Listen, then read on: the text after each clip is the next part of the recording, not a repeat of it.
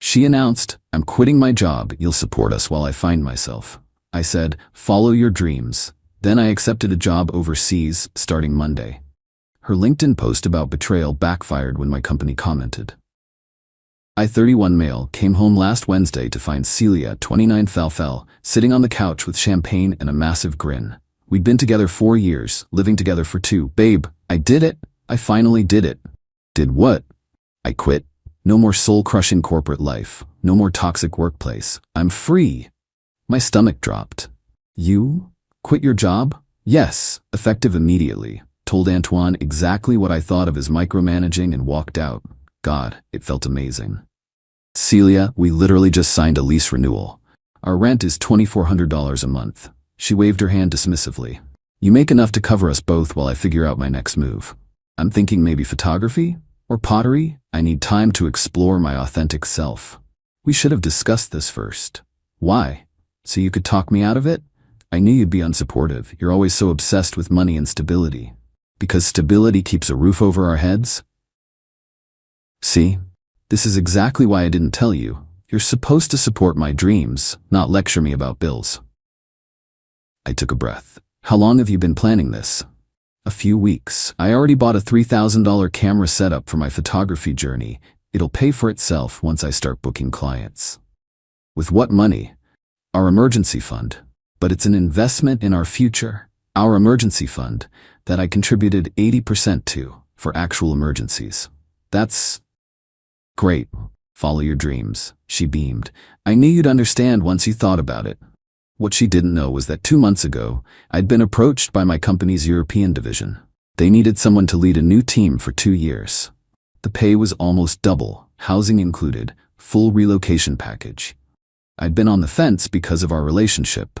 Not anymore. That night, while Celia browsed Entrepreneurship for Beginners articles, I sent the email. "I accept the position. Can start Monday." The response came within an hour. "Fantastic. We'll expedite everything. Flight booked for Sunday night."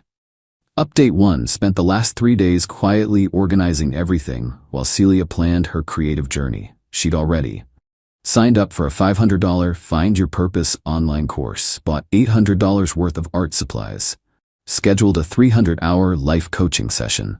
All on credit cards she assumed I'd pay off. Saturday morning, she presented me with a budget. "So I figured out our new financial plan. If you pick up some overtime and we cut back on your hobbies, we can maintain our lifestyle while I explore my passions. I'll need about 6 to 12 months. "That's thorough. "Oh, and I told my parents you're supporting my journey. They're so impressed. Dad said it's about time you stepped up as a provider." Her dad, who hasn't worked in 10 years while her mom supports him. Perfect. Speaking of stepping up, I have news too. Finally getting that promotion. Perfect timing. Better. I accepted a position in Amsterdam. I leave tomorrow night. The silence was deafening. That's not funny." "Not trying to be. Here's my contract." I showed her the email. "You can't. We have a lease. We have a life here." "You ended our life here when you quit without discussing it, and spent our emergency fund on cameras. This is completely different. You're abandoning me. I'm following my dreams. You should be supportive. How am I supposed to pay rent? Maybe sell some of that photography equipment? Or book some clients with your 3 days of experience." She started crying. "You planned this. You're punishing me for choosing happiness. I was offered this job 2 months ago. I was going to turn it down for us. Then you made a unilateral decision about our future, so I made one too." 2 months? You've been lying for 2 months. "I've been considering an opportunity. You quit your job and spent our savings without even mentioning it. Which one's worse?" She grabbed her phone. "I'm calling Gigi. She's a lawyer. This is financial abuse." "Gigi's not a lawyer. She's a paralegal who does MLM skincare." "But okay." While she ranted to Gigi, I finished packing. Movers were coming tomorrow for the stuff I was shipping. Everything else was sorted. Removed myself from the lease, penalty paid, canceled utilities effective Monday, separated our streaming accounts, downloaded all financial records showing my solo contributions. The best part? Her LinkedIn meltdown that night. When your partner of 4 years betrays you by accepting a job in another country without discussion, you learn who they really are. While I courageously left toxic corporate culture to pursue my authentic path, he chose money over love. Remember, ladies, narcissists will punish you for growing. Narcissistic abuse, financial abuse, betrayal, women supporting women. The comments were not what she expected. Girl, didn't you just post yesterday about quitting without notice? So you quit your job without telling him, but he's wrong for taking a promotion? This you? Screenshot of her post from Thursday. Real partners support your dreams without question. If he loves you, he'll provide while you thrive. But the best comment came Sunday morning from my company's official account. Congratulations to our star analyst on his promotion to European director. Fun fact, he initially declined this opportunity 2 months ago, citing personal commitments. We're thrilled he reconsidered. Welcome to Amsterdam. Her post disappeared within an hour. Update 2, landed in Amsterdam. Beautiful apartment overlooking a canal. Full furniture. View that would cost $8K a month back home. Celia's been bombing my WhatsApp. Day 1, please reconsider. We can do long distance. Day 2, the landlord says I need to pay or leave by Friday. Day 3, this is illegal. You can't just abandon me. Day 4, my parents won't let me move back unless I get a job. Day 5, nobody's hiring and it's your fault. That last one came with a voicemail from her mom, Diane. How dare you abandon my daughter when she's following her dreams? She gave you the best years of her life. You owe her support while she finds herself. Real men don't run away to Europe when things get tough. Right, the woman whose husband hasn't worked since Y2K is giving me lectures about being a provider. Then Celia went nuclear on LinkedIn again. Update on my situation. The person I thought was my partner has left the country to avoid his responsibilities. I'm now facing homelessness because I chose mental health over corporate slavery. If anyone has leads on emergency housing or legal aid for financial abandonment, please DM. Financial abuse, narcissistic ex, women in crisis. This time, responses were brutal.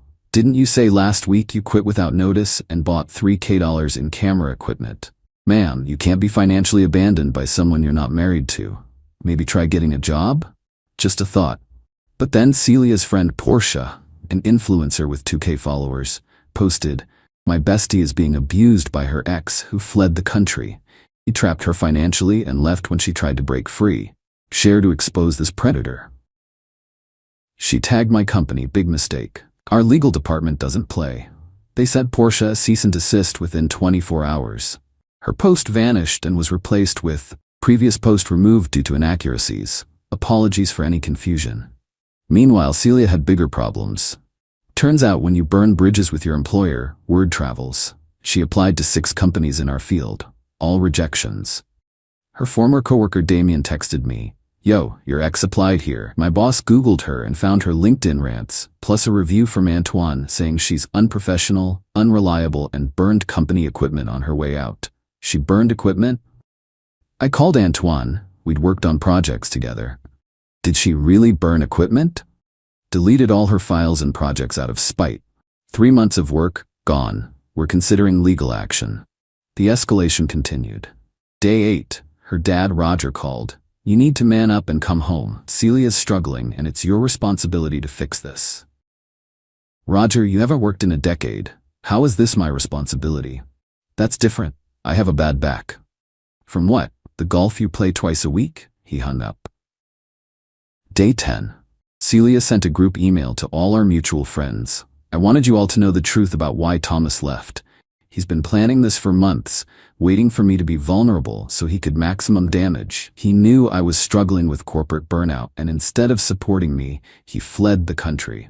This is emotional and financial terrorism. Replies started coming in.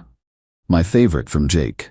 Celia, you told us last month you were planning to quit and make him support you. You said, and I quote, he makes enough for both of us. Why should I suffer? This isn't terrorism, it's consequences. She removed Jake from the email chain. Update 3. The entitlement reached new heights. Celia created a GoFundMe, help a domestic abuse survivor rebuild her life. Goal, $15,000. The description was wild. After escaping a 4-year relationship with a covert narcissist, I'm starting from zero. He isolated me financially, made me dependent, then abandoned me when I tried to break free from his control. Now I'm facing eviction while he lives lavishly in Europe. She'd raised $300, all from her mom, when things went sideways.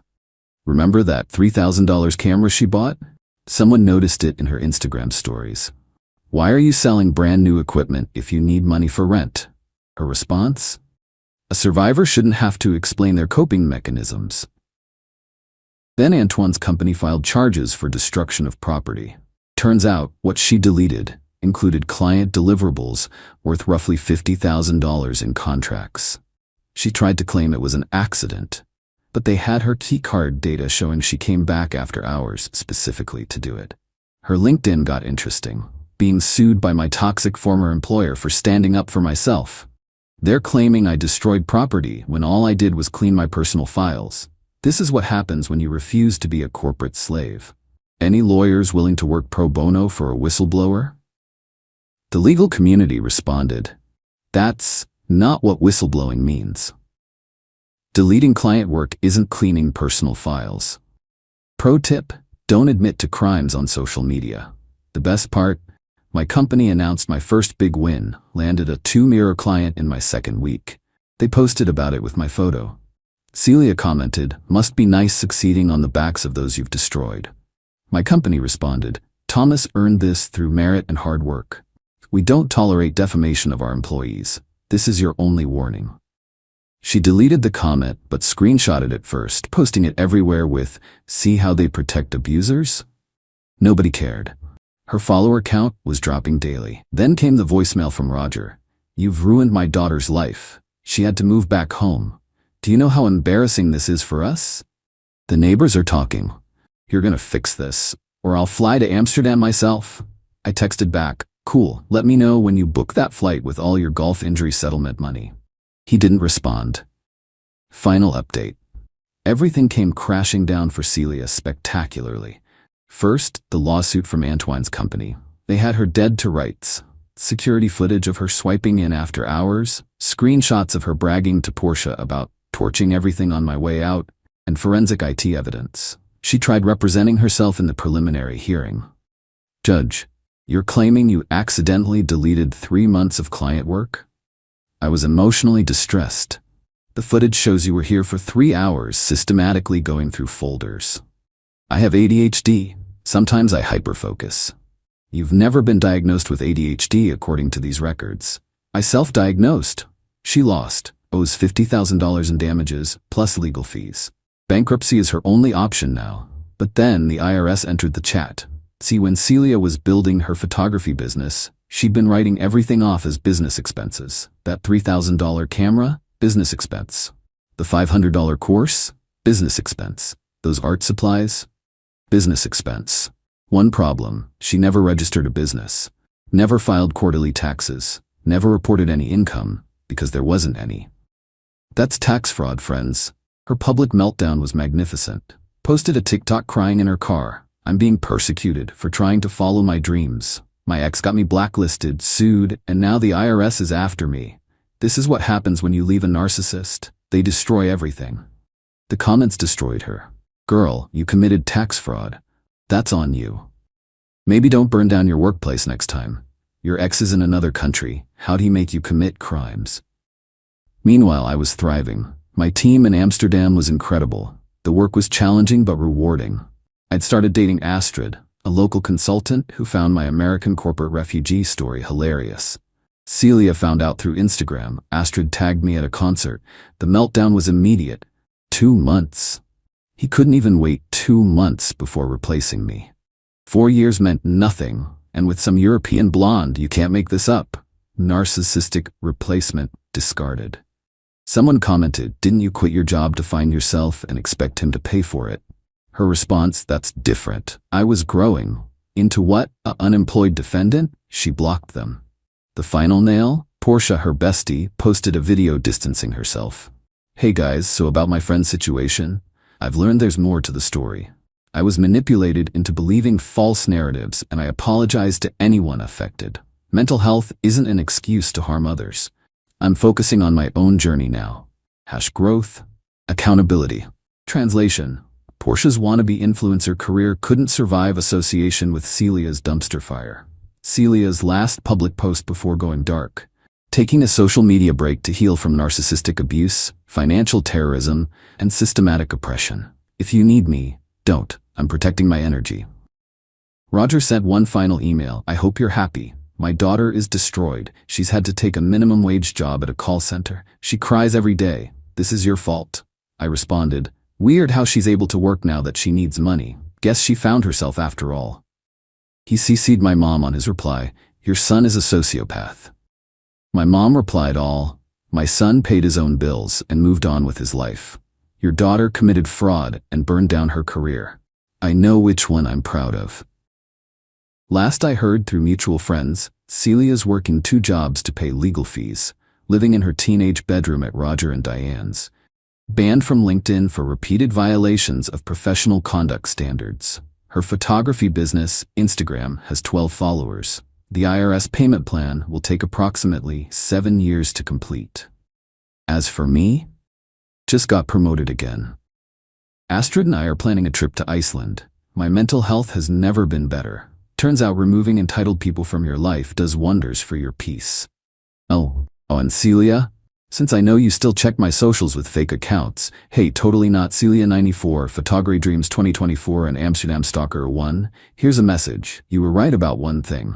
I did choose money over love. Because what we had wasn't love. It was you treating me like a bank account with feelings.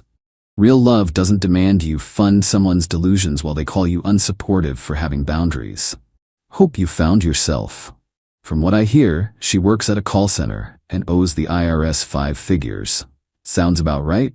Peace out from Amsterdam. Edit. Stop asking for Celia's socials. Let her rebuild in peace. Yes, Amsterdam is amazing. No, I don't feel bad. She made her choices. Edit 2. To everyone saying I should have communicated better, I tried to discuss it when she quit. She called me unsupportive and obsessed with money. You can't communicate with someone who thinks discussion is manipulation. Edit 3. Celia's friend Damien just texted me. Apparently she applied to his company again with a fake resume. They caught her because she forgot to change her email address. The audacity is impressive, honestly.